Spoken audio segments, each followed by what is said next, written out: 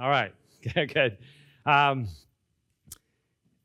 Interest. I hope all of you had a good night's rest. I got to bed early and then woke up before 3 o'clock.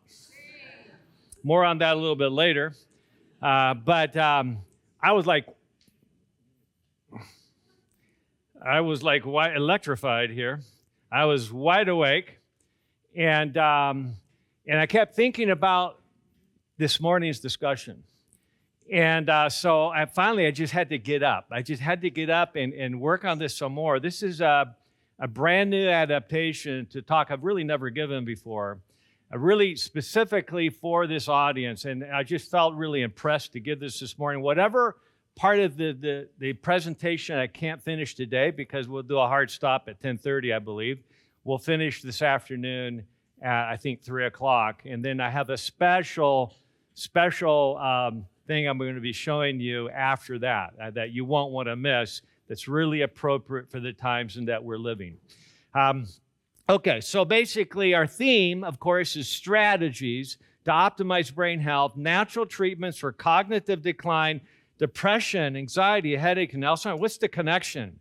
Well, if you just do a little bit of internet search, and you just put the depression or headaches and Alzheimer's, you'll see that individuals who have headaches, especially migraines, are at least 25% more likely to develop Alzheimer's. Okay, so that's straight from AI last night. Okay, so and there's been all kinds of studies that have been showing the relationship between depression and Alzheimer's. In fact, if you have depression, you are 2 to 3 times, that's 2 to 300% more likely to develop Alzheimer's.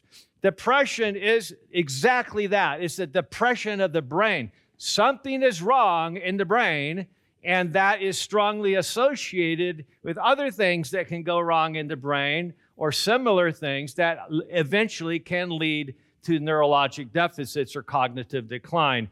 And a study that just came out a few months ago showed that those who have generalized anxiety disorder are 300% more likely to eventually be diagnosed with Alzheimer's. So there's a very, very strong correlation. The good news is that using lifestyle medicine principles, natural and simple remedies, affect all the above in many different ways. And so that's why clinically, when we're working with patients, it's good to have a comprehensive medical history and family history as you move into looking at the more specific, the more precision medicine, where we're getting into looking at all the labs that give us clues, looking at the genetics that give us clues, as we began to discuss yesterday, and we will discuss that more at length tonight and tomorrow.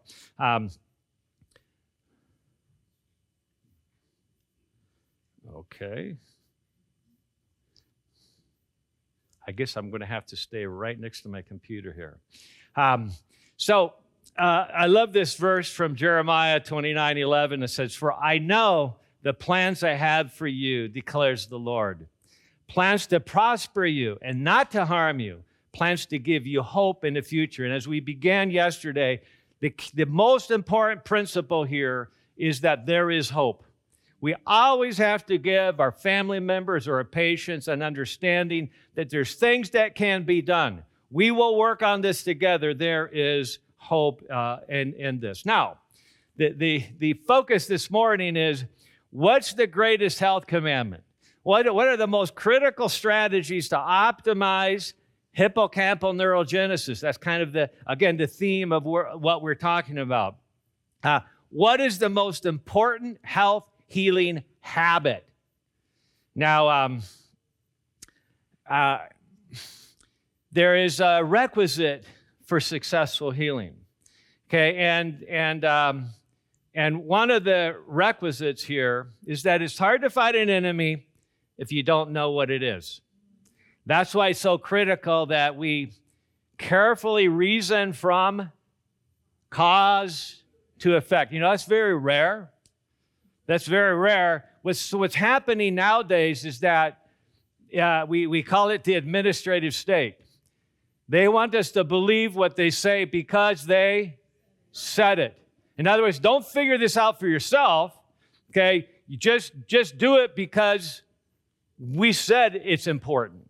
And this is not only happening in the religious realm, but this is happening in the, quote, scientific realm as well. We call it scientism, where we have the experts that say what science is, and if you disagree or want to debate that based on science that you understand, then you're not following the science. So this is a very important concept here. We need to make sure we understand what it is, because it's not necessarily what the experts say oftentimes. This was actually a quote from Dr. William Walsh, who's arguably the world's leading expert on copper-zinc ratios. And copper-zinc ratios in the blood have a huge relationship to cardiovascular disease, a huge relationship with immune function and the ability to fight viruses and block viral replication in the cell. And it has a huge relationship with neurocognitive disorders.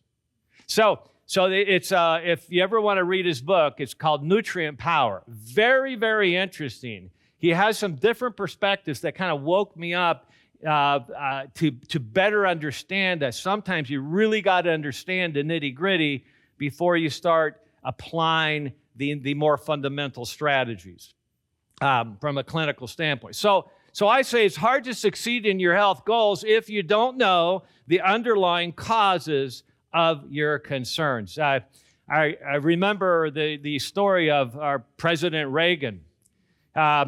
He was diagnosed with Alzheimer's at the age of 83 in 1994, which means that he had had stuff going on for a long time. There was stories in the press, kind of subtle stories back then, not like now, where there was reports that he was super depressed, when he's dealing with the Iran-Contra issues and all these other issues. He was very depressed. And he was clearly already showing indications of cognitive decline, okay, but he was getting away with it because, hey, he was President Reagan, Mr. Witticism himself, right? And their story is told of his daughter walking through their house one day, and she saw her dad, President Reagan, standing in one of the rooms, just looking. And she said, "Dad, what are you doing?" And he says, "I don't know where I am." And he was in his own home. Anybody remember what his favorite food was? Yes. In fact, in the White House, there was a bowl of different colored jelly beans in every room of the White House. Now, that's a major clue. The question is, does that give us any idea of what the greatest health commandment is? Is that a clue? Maybe. Okay, but let's keep going here. None of the pointers are working here. That's interesting. All right, so if you haven't seen this documentary that was put together by Hideyuki Tokigawa, a Japanese director and producer and documentarian, he actually called me up about 3 years ago, and he said, "Hey, would you be willing to be part of a documentary that's entitled Memories for Life?" And I said, "Absolutely." So he worked hard on that for several years. It just came out last year, and it's basically talking about the potential to reverse aspects of Alzheimer's disease. It's a documentary. It's looking at perspectives from both sides. That you have well-known neurologists that say, no, it's a lot of bunk. And then you have well-known neurologists that say, no, there's really something to this. In other words,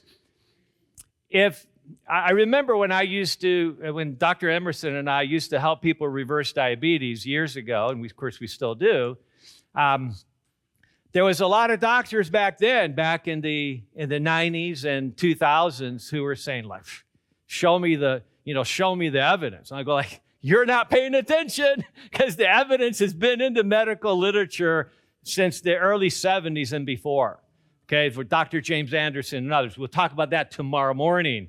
But still, there was a very profound sense that this is not good science. that you cannot reverse diabetes. Once you have once you reach the pathologic stage of meeting the full criteria of type 2 diabetes, you have basically, crossed the line. You've gone beyond the potential to get back to where you were before. That was the general perspective, and in many cases it still is. And that's where we're at right now with Alzheimer's. There's kind of an unwillingness to even discuss that because it's so different than what we were trained when we were in school. So watch that documentary. I think you'll be blessed by it. It looks at all kinds of factors that are things that we don't normally think about clinically, but have a huge impact on clinical outcomes. And so, again, if we find multiple strategies that can help somebody improve, but we're missing 3 or 4 very equally incredibly important strategies that have not been properly identified, that person's not going to improve as much. In fact, that person might not improve at all because those may be even more important. So we need to pay attention to the bigger picture, and that documentary is one way. So let's jump right in to what really was on my heart for this morning's discussion, and that is the story. The story of when the Sadducees and the Pharisees in Jesus' day, they finally had enough with Jesus. And at 3 o'clock this morning, I wrote some things down that I thought might be more effective than just talking. It says, so the Sadducees and the Pharisees, they were trying to discredit Jesus. Why is that? Because they were losing credibility because of what Jesus was saying. Because the people of that day were going like, wow, here's a man who speaks with authority, not like the scribes and the Pharisees. Wow, okay, I wouldn't want that said about me, right? Somebody that's speaking with authority, not like Wes Youngberg, So I wouldn't be too happy about that either. Okay, so the Sadducees and the Pharisees were the elite of society and had established social cultural control of religious, civil, and criminal jurisdiction. Sounds like pretty much they had it all together there. They were in full control, with the one exception that Rome had to okay what they were doing. And usually Rome would, and of course did in many cases, as we see here. And so as the Sadducees failed miserably in Matthew 22, the Pharisees got together. They were always fighting amongst each other, but now they were together trying to get Jesus because they had equal reasons to discredit Jesus. And so one of them, verse 35, an expert in the law, tested him with this question, "Teacher, which is the greatest commandment in the law?" Okay, Jesus replied, the temptation when somebody asks us a question is to answer the question specifically the way they asked it. But see, oftentimes, you're falling into the trick. Okay, the key is to step back and consider what is the principle at stake here. That's something that Jesus was the master of. He's not only the master, but he was the master of communication. He instantly knew where this was going, right? And so he replied in a very thoughtful, specific way.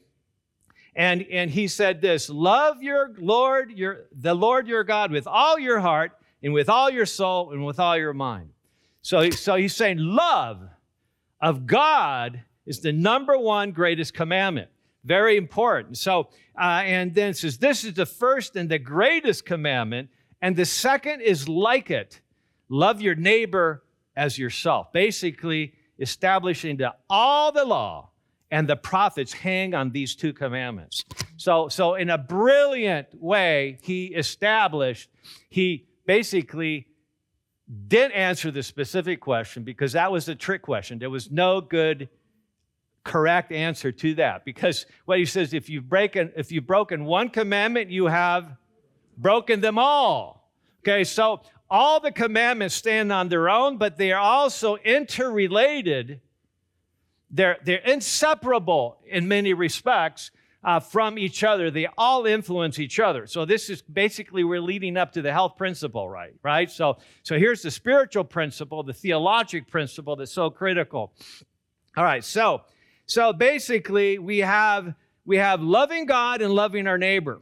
Now, what's really interesting here is that the Bible, this is what I was writing between 3 and 5 this morning. Okay.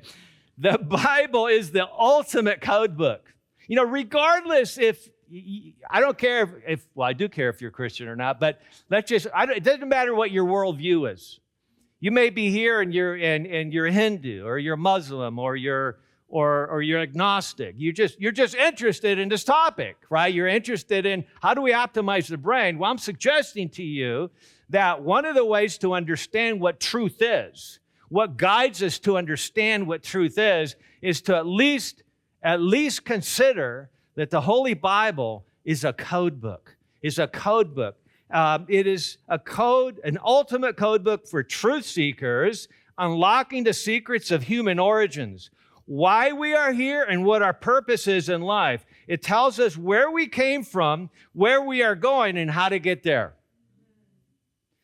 So it unlocks a treasure chest of information about the code of ethics for spiritual healing, but also providing a map and a guidebook for emotional, social, and physical healing, health and healing principles. More on this in a second, but it reminded me of a book that Dean Ornish wrote many years ago, I think 30 years ago now, called Love and Survival. I remember being criticized a little bit for bringing it up in meetings because, hey, he's Hindu. You know, he kind of like he's an American kid, almost committed suicide, and it was only because he attended a Hindu meeting one night that he realized that, you know, I'm not going to commit suicide. He was in Harvard, okay, and he was super smart, obviously, but in Harvard, everybody's super smart.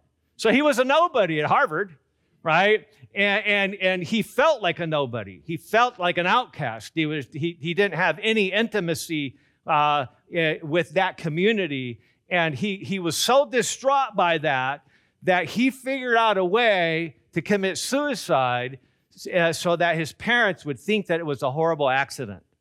He was going to take his car and run it into a cement embankment at a bridge over a river near where he lived, and that was going to be the end of his life. And he decided to do that until he attended a meeting with a Swami at his parents' house, and the Swami gave him a whole different perspective on life. It gave him purpose.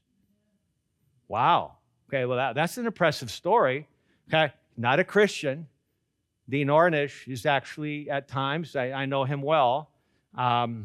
We've both been involved with American College of Lifestyle Medicine since its inception.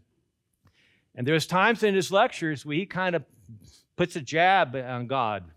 You can notice it, not overtly, but subtly. And so definitely not a Christian. And yet his book, Love and Survival, was one of the most amazing books showing something that we have had available to us all along from the writings of Ellen White and the book, The Ministry of Healing, and the Bible itself, that love. You know, there's something about 1 Corinthians 13. I'm not really sure, okay, what that is about 1 Corinthians 13, but it's something to do with love and how, like, love trumps all. Okay, so he's right on track on that. He may be off in some other areas, but where it really counts, he's on track. And so we need to pay attention to that. And in this book, he says that love and intimacy have a greater impact on survival than diet, exercise, or genetics. In other words, if we do all the things we talked about yesterday, we do all the tests, and we do all the tests we talk about tonight, and literally spend a lot of money on figuring stuff out and treat everything, if we don't somehow show love and help that individual gain a sense of intimacy and community, we have failed. And so it says, so Dr. Orrin, this is a quote from him. He says, "I'm not aware of any other factor in medicine that has a greater impact on our survival than the healing power of love and intimacy." Read that book if you haven't, Love and Survival. It is an amazing book. So we have our 8 natural remedies. I'm oftentimes asked when I'm speaking or even from patients, it's like, you're talking about doing this and doing this and doing that, but what's the most important one? Kind of as if to say, you know what? I'm overwhelmed here, and I don't want to do all this. I just want to do a couple things. Have you ever heard that clinically? Right? He says, whoa, doc, hold on here. I just want to do a couple things. Kind of like, just give me one pill, and I'll go home, and I'll be happy. Okay? And so clearly that person's not going to do very well. Right? And so I remember Dr. Emerson, this was in Guam at our wellness center. We had a lifestyle medicine clinic that was separate from our main clinic just because we needed more space. And I remember there was a patient that was waiting to see Dr. Supit, one of our other internists. And I just happened to be in the waiting room calling for another patient. And this guy was talking about his diabetes. And I said, hey, Dr. Supit is going to give you all kinds of great information how you can treat this using natural methods and using exercise and diet, etc. And he looked at me, said, why would I want to do that? And so I was kind of taken aback by it a little bit. And he says, why would I want to do that when I can just take a medicine? Of course, he wasn't my patient, and I chose to leave it there. Okay, but there's some people that they're very stubborn, and they just want to do what they do. They don't want to put any effort into this, but they don't realize that they are actually dramatically altering the potential that they have to be healthy later on.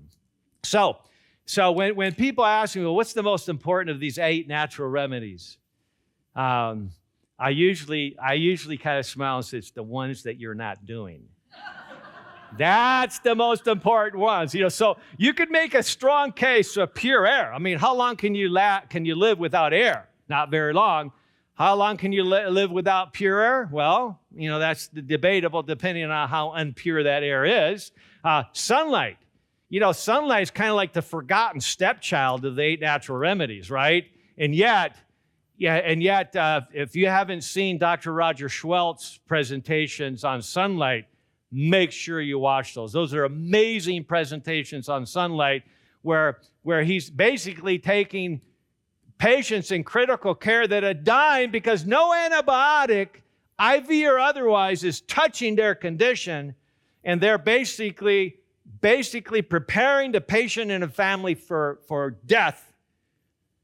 And they ask the child, what do you want to do? You're going to die, so what do you want? What do you want? We'll do anything. He says, I just want to go outside. So that's not something that typically happens in the critical care wards, right? Everything's got to be controlled. So they wheel him out. It's a major effort to wheel him outside into the sunshine, and he's cured in 3 days. Don't believe me. This is Dr. Roger Schwelt talking about that. Yeah, we may not agree on everything, but we agree on that one big time. So the sunlight, abstemiousness, you could argue that. Rest, of course, exercise, proper diet, the use of water. I sometimes when I give talks for groups that are really excited about diet, and I'm excited about diet, right? I have a master's in nutrition. I've always been interested in diet. Diet is critical. It is necessary, but it is not sufficient. Now, don't use that as an excuse to kind of go slack on diet. That's not my point at all. My point is that each one of these remedies take us so far, but they depend on each other. They depend on each other. So don't think, some of us are champions of a plant-based diet. I'm a champion of a plant-based diet. Okay, but that is not the solution to all health problems. It is not. Guaranteed. You have to go beyond that. So the use of water. How long can you live without water? Okay, how long can you live without optimal water? Kind of like a normal dysfunctional life, right? Then we have trust in divine power. Clearly, trust in divine power is critical, right? But God is going to bless us according to what He says in His Word. That's a clue where we're headed. Anyway, so which one of these is the most important? Well, one of my favorite professors. He's long gone now. He was old when I was just starting out 40 years ago. But Dr. Sidney Baker from Yale University. He was a professor of medicine, family medicine at Yale University. And I remember watching those early presentations that he did on internet. And I was enamored by it. I was like, this is amazing. He was like the Norman Rockwell of professors of medicine. He just had all these interesting stories, interesting witticisms that he would discuss. And how many of you studied under Dr. Carol Small at Loma? Dr. Resch and others, okay? I took pathology from Dr. Carol Small as well back in 1985, 86, thereabout. And he actually spent an extra hour with those of us that were going into lifestyle medicine. So we got the full 5 hours with him with sophomore med, and then we spent another hour with him in a round table asking him questions. It was awesome. And he would start every session with slides from India. You remember that? Yeah, his mission trips to India. But he was amazing. He's kind of that type of personality. Dr. Sid Baker, he says the two greatest laws of health and disease. It all boils down to this. This is basically echoing what Jesus did. The 10 Commandments all boil down into two commandments, number 1 and number 2, the principles of it all. And so he says this: optimal health and the potential to heal requires that we provide all the necessary elements to optimize the system and remove any interfering elements. Those are the two principles. Everything comes into that, and this is, if you read the Ministry of Healing, you can divide everything into those two principles right there. I'm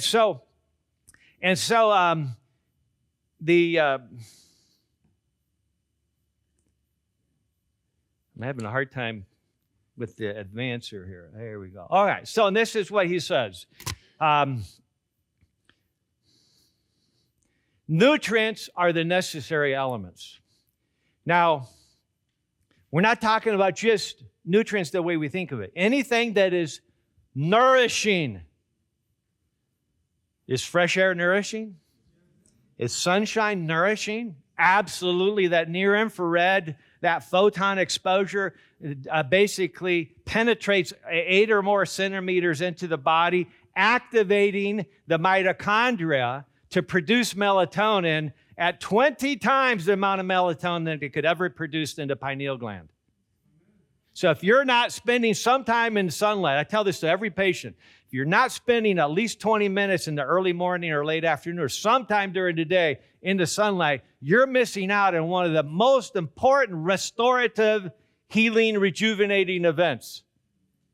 It's the most critical medicine. Sunshine is so critical. So there's all kinds of different nutrients, and now we're going to be talking about some other really critical nutrients here in a little bit. Toxins are the interfering elements. In the broadest sense of the term, toxins. Anything that is bad for you is a toxin. Unforgiveness is one of the worst toxins possible. And we'll clarify that as we move forward this afternoon. So there's all kinds of toxins that people don't think of as being toxic.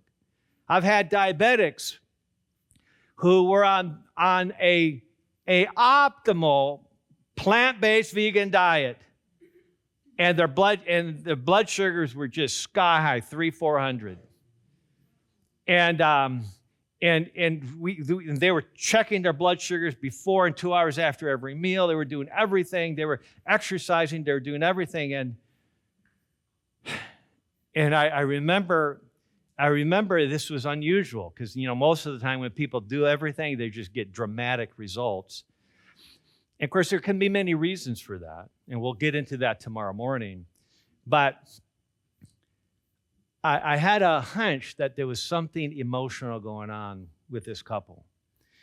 And his wife kind of confided in me before a visit that her husband, who had the out-of-control diabetes, was really struggling emotionally because his son, who he'd brought in as a partner into his business, had actually stolen his business from him.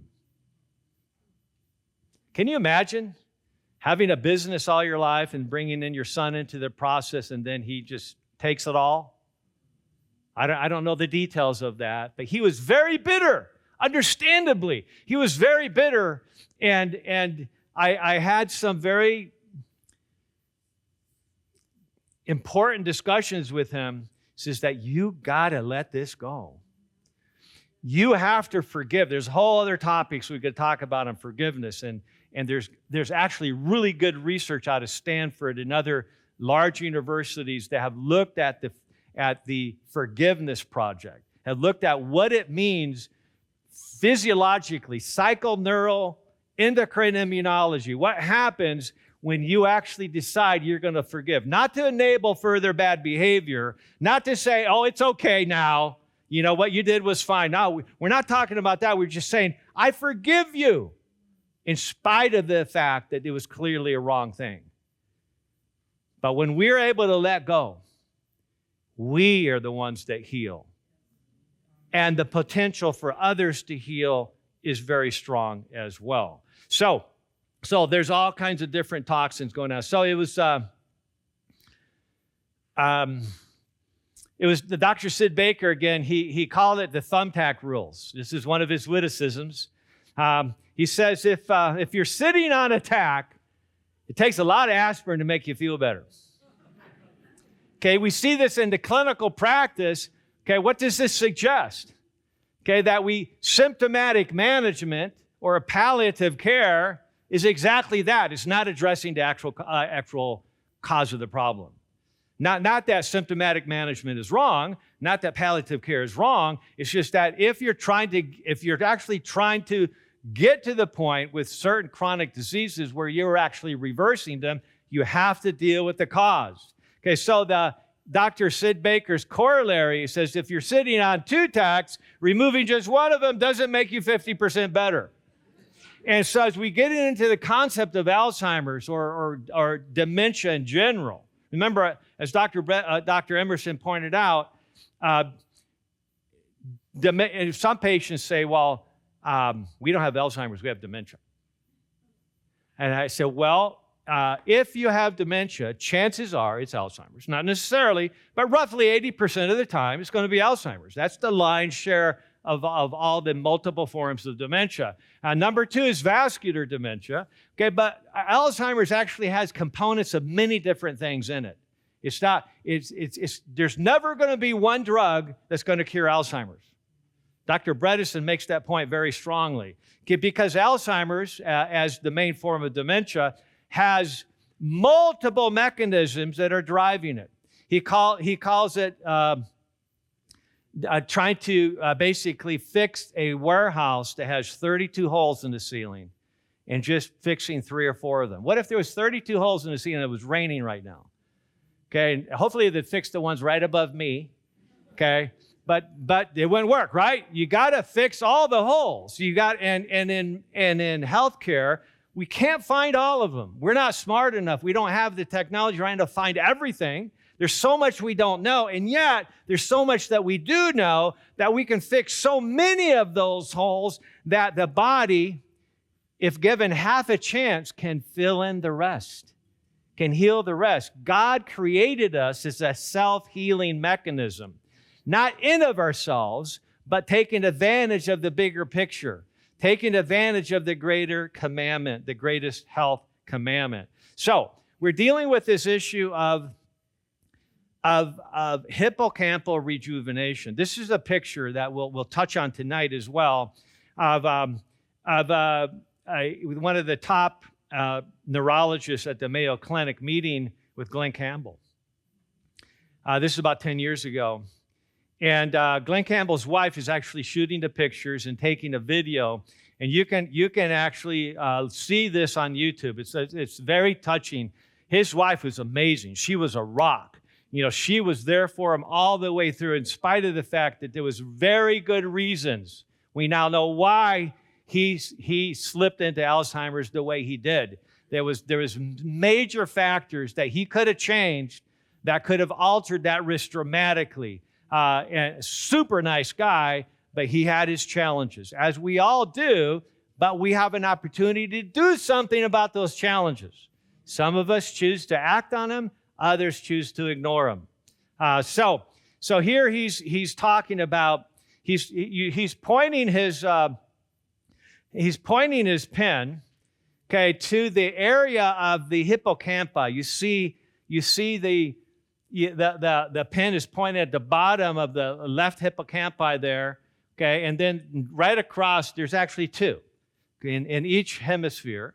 And as you can see by looking at that scan, that essentially half of the neurons in each hippocampi are gone. They're obliterated. They're atrophied. That's what we refer to as senility. Okay, that is senility is basically the breakdown and atrophy of any organ, not just the brain. And so he was explaining to Glenn Campbell, says this is evidence that you very likely have Alzheimer's. That's how he put it. Okay, so bottom line is, now I'm looking at the clock, so I'm gonna try to end. Do I end at 10:30? Is that correct? No, yes? No reprieve? No, yes, okay.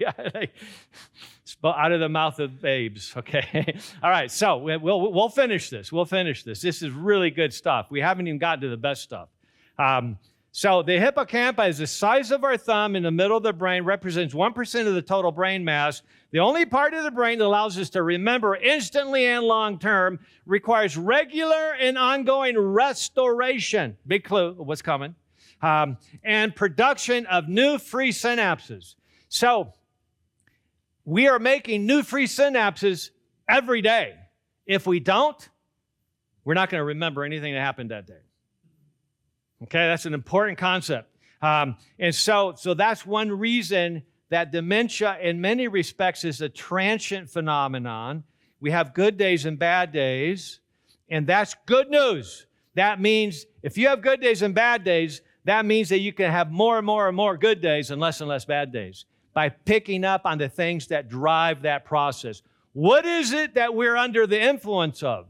The lack of the right nutrients or the excess of toxins of all sorts that collectively are impacting our risk for that transient dementia. So basically, this is we need regular and ongoing restoration and production of new free synapses. This relies on supportive daily habits. And I'm going to actually end it there because we're going to get into some interesting stuff. So this afternoon at 3 o'clock, I'm going to finish this, and we're going to talk about what we can consider to be one of the greatest of the health commandments within concept, and it has a lot to do with what we're experiencing today as well. And that's just a clue. And so let's bow our heads for a word of prayer. Father, we thank you for how fearfully and wonderfully you have created us. And we want to be good stewards, Lord, of what you have done. Give us the desire and the will and the fortitude to accomplish your will in us, and as we seek to encourage others to do the same, that we may benefit from this wonderful code book of yours that gives us insights into spiritual, emotional, social, and physical health and healing. In Jesus' name I pray. Amen.